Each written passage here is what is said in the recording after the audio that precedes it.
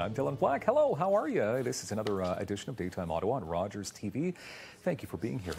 Did you know more and more of us live much of our time in a constant state of stress and anxiety? Of course, you know that. It's not exactly a newsflash. To help us right now, Dr. Joyce Johnson joins us again on the program. Hello, Doctor. Hi, thanks for having me. It's always a pleasure to have you here because I know you're going to help us with this. There's a statistic that you have. How many people deal with stress and anxiety here in Canada? Well, 1 in 5 Canadians experience symptoms of a stress response on a daily basis. So it could be anxiety, depression, high blood pressure, insomnia. I mean, there's a lot of things. Headaches even. That's a symptom of one of the stress responses. I honestly think that number is wrong. I think it's higher than that. I think we're probably 3 in 5. I think a lot of us deal with this on a... So what exactly is stress? Like, what causes stress? Well, stress can come from a variety of sources. So external sources, it could be your environment, it could be your job, it could be your kids, it could be paying bills, it could be finances, it can be, you know, an event that's coming up. Maybe it's a wedding, maybe it's been an accident you've been in. So your body can be under physical stress. And one thing that we do know is that your body responds the same to good and bad stressors. So you'd respond the same to a good event, like a wedding, or, you know, an unfortunate event, you know, perhaps it's the passing of a family member. So your body will exhibit the same stress responses. Okay, but I mean, these stress responses, the stress can lead to terrible things. Yes, so chronic stress we know can lead to heart disease, increased susceptibility to strokes and heart attacks, because what can happen with the elevation of these hormones, things like cortisol, adrenaline, all of these hormones that are sort of staying elevated for longer period of time, it can, you know, in terms of cardiovascular events, it can make your blood thicker. So, you know, that puts you at risk, just to sort of make it an easier way to visualize that. Can you help us then, please? Yes. So would you like to start with the supplements? Yes, so we'll start here. Just some basic supplements that can be helpful when you're under periods of stress. B vitamins, for example. We know that B vitamins are involved in making energy in our bodies. So when you're under more stress, we know that your body will use more nutrients. So that becomes more important to make sure that you're at least getting all of your, you know, essentials in on a daily basis. There's other things that you can do to help support your adrenal glands.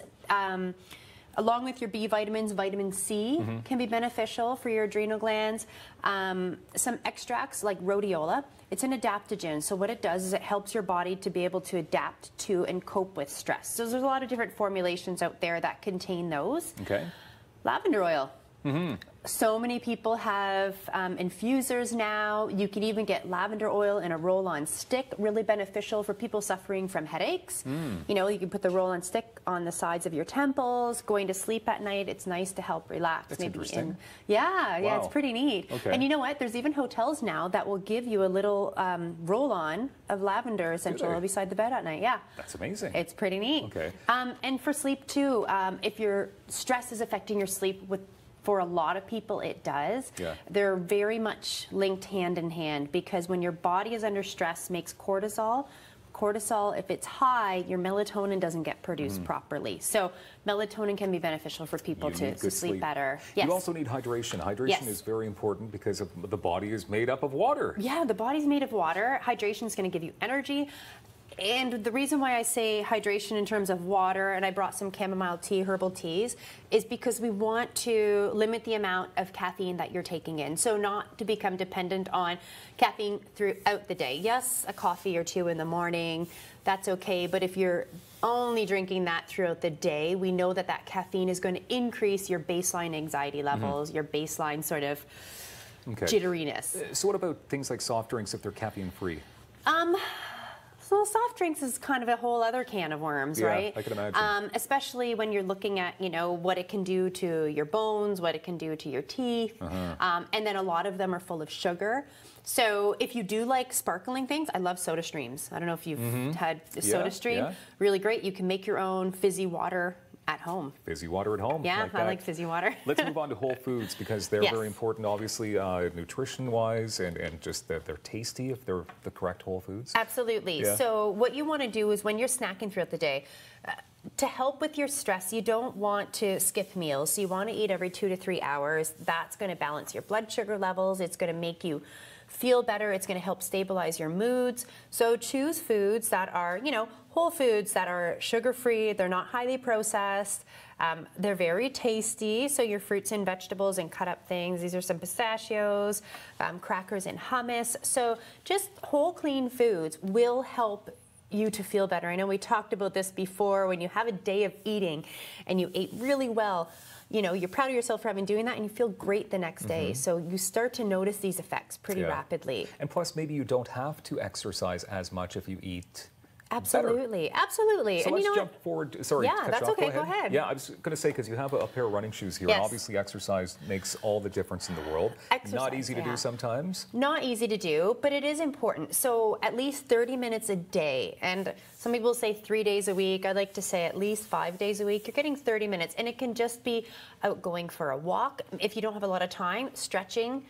Doing 30 minutes of stretching is really beneficial. Because it's going to help. It releases endorphins, doesn't it? Yes, it does. Yeah. And it helps to improve the flexibility in your joints. So in terms of living a healthy life, that really can be key because it's going to give you that mobility and maintain it. We need to get rid of all this stress, all this anxiety in our life.